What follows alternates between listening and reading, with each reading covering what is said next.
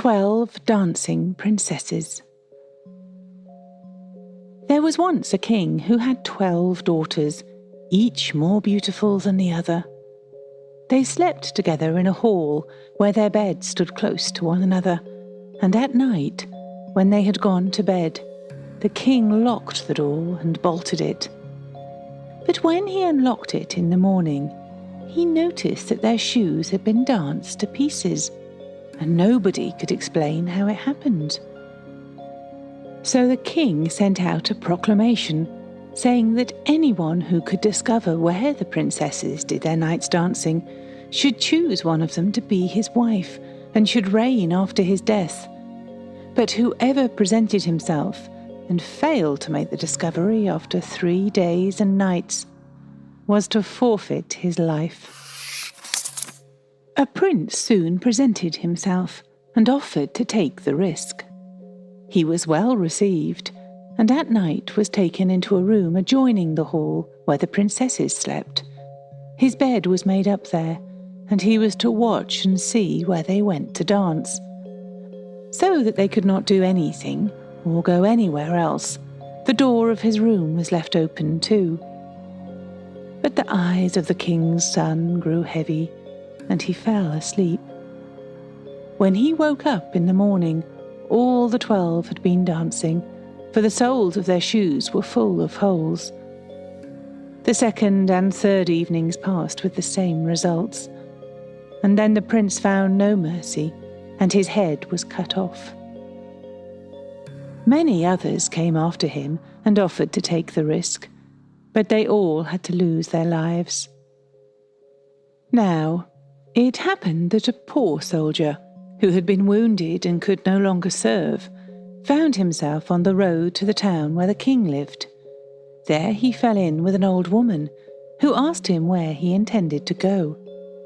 "I don't really know myself," he said, and added, in fun, "I should like to discover where the king's daughters dance their shoes into holes, and after that to become king."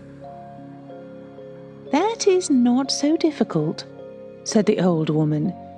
"You must not drink the wine which will be brought to you in the evening, but must pretend to be fast asleep." Whereupon she gave him a short cloak, saying, "When you wear this, you will be invisible, and then you can slip out after the 12 princesses."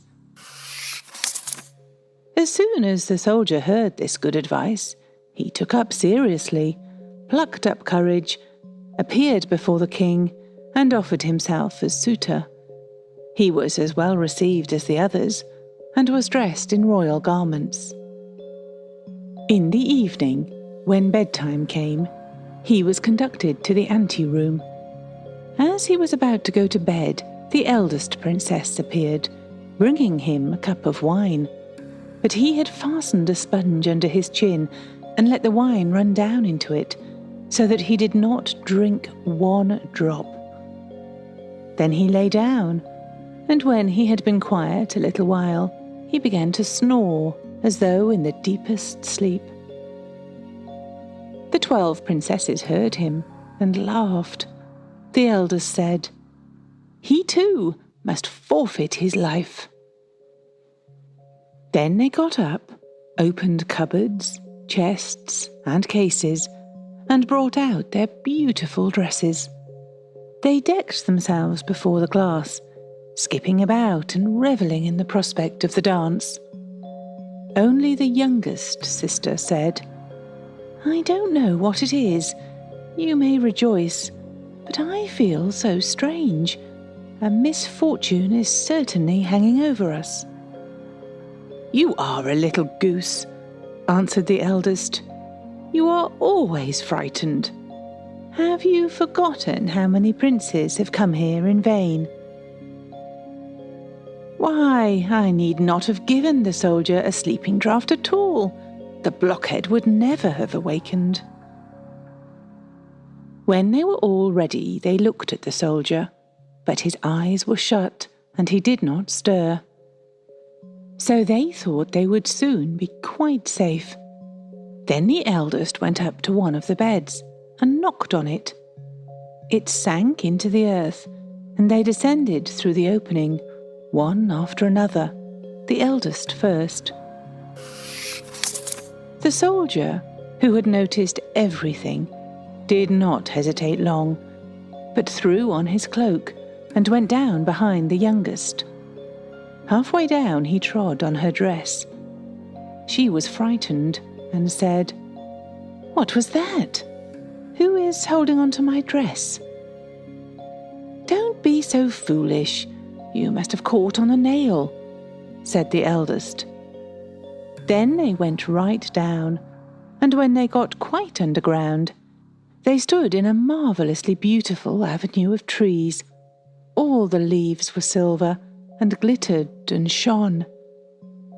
The soldier thought, "I must take away some token with me," and as he broke off a twig, a sharp crack came from the tree. The youngest cried out, "All is not well. Did you hear that sound?" "Those are triumphal salutes, because we shall soon have released our princes," said the eldest. Next they came to an avenue where all the leaves were of gold, and, at last, into a third where they were of shining diamonds. From both of these he broke off a twig, and there was a crack each time, which made the youngest princess start with terror, but the eldest maintained that the sounds were only triumphal salutes. They went on faster and came to a great lake. Close to the bank lay 12 little boats, and in every boat sat a handsome prince. They had expected the 12 princesses, and each took one with him, but the soldier seated himself by the youngest. Then said the prince, "I don't know why, but the boat is much heavier today, and I am obliged to row with all my strength to get it along." "I wonder why it is," said the youngest, "unless perhaps it is the hot weather. It is strangely hot." On the opposite side of the lake stood a splendid, brightly lighted castle, from which came the sounds of the joyous music of trumpets and drums. They rowed across, and every prince danced with his love, and the soldier danced too, unseen. If one of the princesses held a cup of wine, he drank out of it, so that it was empty when she lifted it to her lips. This frightened the youngest one, but the eldest one always silenced her. They danced till 3 next morning, when their shoes were danced into holes, and they were obliged to stop. The princes took them back across the lake, and this time the soldier took his seat beside the eldest. On the bank they said farewell to their princes, and promised to come again the next night. When they got to the steps, the soldier ran on ahead, lay down in the bed, and when the 12 came lagging by, slowly and wearily, he began to snore again, very loud, so that they said, "We are quite safe as far as he is concerned." Then they took off their beautiful dresses, put them away, placed the worn-out shoes under their beds, and lay down. The next morning the soldier determined to say nothing, but to see the wonderful doings again. So he went with them the second and third nights. Everything was just the same as the first time, and they danced each time till their shoes were in holes. But the third time the soldier took away a wine cup as a token. When the appointed hour came for his answer, he took the 3 twigs and the cup with him and went before the king. The 12 princesses stood behind the door, listening to hear what he would say. When the king put the question, "Where did my daughters dance their shoes to pieces in the night?" he answered, "With 12 princes in an underground castle." Then he produced the tokens. The king sent for his daughters, and asked them whether the soldier had spoken the truth. As they saw that they were betrayed and would gain nothing by lies, they were obliged to admit all. Thereupon, the king asked the soldier which one he would choose as his wife. He answered, "I am no longer young. Give me the eldest." So the wedding was celebrated that very day, and the kingdom was promised to him on the king's death. But for every night which the princes had spent in dancing with the princesses, a day was added to their time of enchantment. The end.